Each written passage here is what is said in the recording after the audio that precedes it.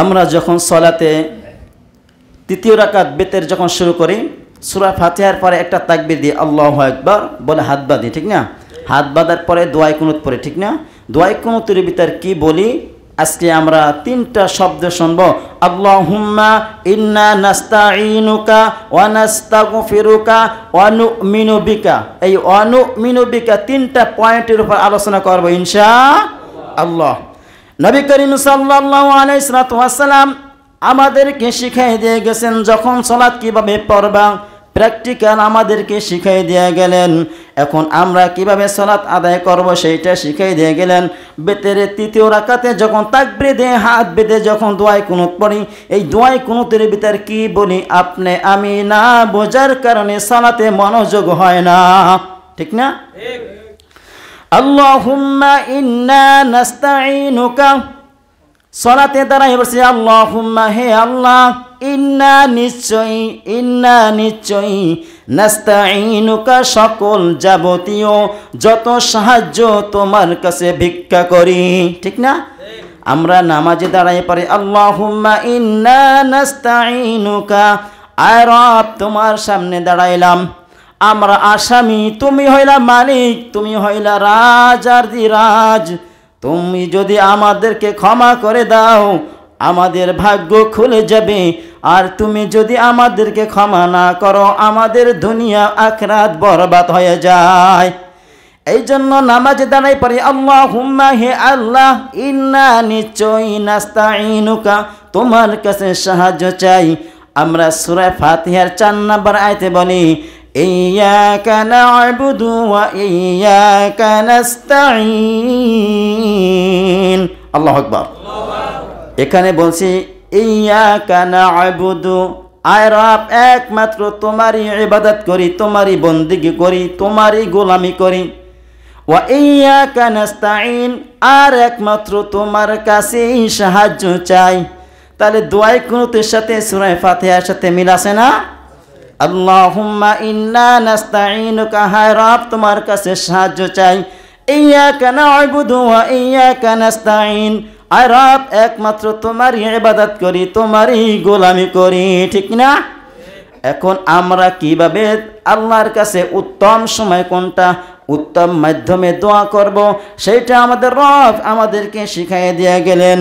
2 নম্বর সূরা সূরাতুল বাকারার 153 নম্বর আয়াত, সূরাতুল বাকারার 153 নম্বর আয়াতে আল্লাহ তাআলা বলে দিয়েছেন ইয়া আইয়ুহাল্লাযীনা আমানুস্তাঈনু বিস-সাবরি ওয়াস-সালাহ ইন্নাল্লাহা মা'আস-সাবিরিন। আল্লাহু আকবার।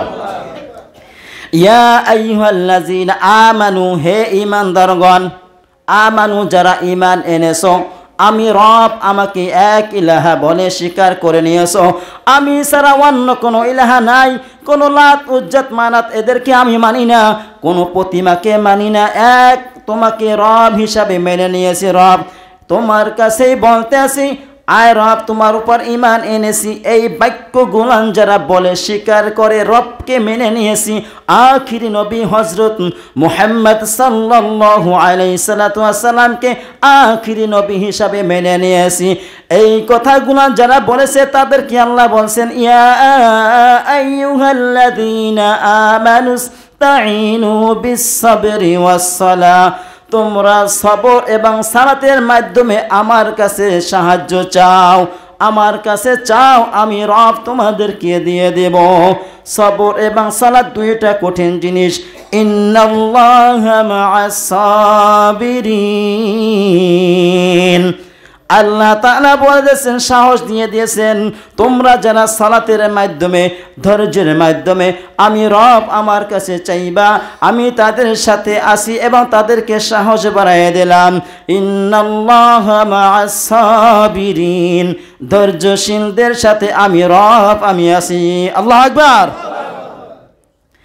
এখন এই সালাত আর ধৈর্য খুব সহজ না?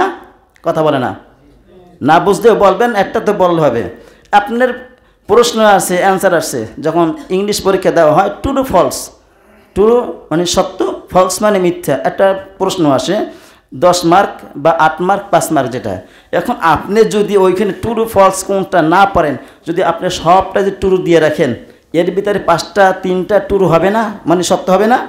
এখন যদি সব গণহারে সত্য টিক দিয়ে রাখেন, সত্য, যে এক্সামিনার খাতা যে দেখবে সে তখন দেখবে সব ট্রু দিয়ে রাখছে, তার ভিতরে যদি 3টা ট্রু হয় সেই 3টা ওকে আর বাকিটা কেটে দেবে, ঠিক না?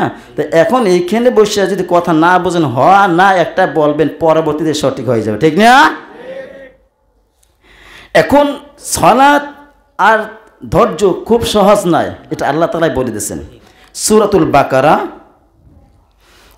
বাকারার 45 নম্বর আয়াতে আল্লাহ তাআলা বলেন, ওয়াস্তাঈনু বিস-সাবরি ওয়াস-সালাহ, ওয়াস্তাঈনু বিস-সাবরি ওয়াস-সালাহ, আল্লাহর কাছে চাও সালাত এবং ধৈর্যের মাধ্যমে, তওবা করো, ক্ষমা চাও কিসের ভিতরে? নামাজের ভিতরে। ওয়া ইন্নাহা লাকাবীরাতুন ইল্লা আলাল খাশিঈন, আসলে এই জিনিসটা হইল খুবই কঠিন, বড়ই কঠিন।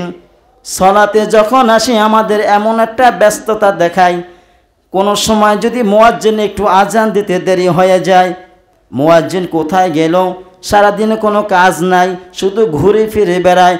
ইমাম সাহেব যদি একটু আসতে দেরি হয়, মুসল্লিদের সবার ঘাড় বাঁকা হয়ে যায়, পিছনের দিকে তাকাইয়া থাকে, ইমাম সাহেব কি ঘুমাইয়া আছে নাকি, না কোথাও ঘুরতে গেছে, না হানিমুনে গেছে, বিভিন্ন রকমের প্রশ্ন মনের ভিতরে জাগাইয়ে দেয় ইবলিস, ঠিক না? কথা বলে না? এখানে কোনো বুবা লোক আছে? কথা বলে না? তাহলে বুবা মানুষের মতো কথা বলি, তাহলে আল্লাহ তাআলার নেয়ামতের অশুকরিয়া করা হয় না? লা ইন শাকারতুম লা আযীদান্নাকুম ওয়া লা ইন কাফারতুম ইন আযাবি লাশাদীদ। আল্লাহ রাব্বুল আলামিন যেই বান্দাদেরকে নিয়ামত দিয়েছে, যেই বান্দা নিয়ামত পাইয়া শুকরিয়া আদায় করলো, আল্লাহ রাব্বুল আলামিন তাদেরকে আরো নিয়ামত বাড়াইয়া দেবেন।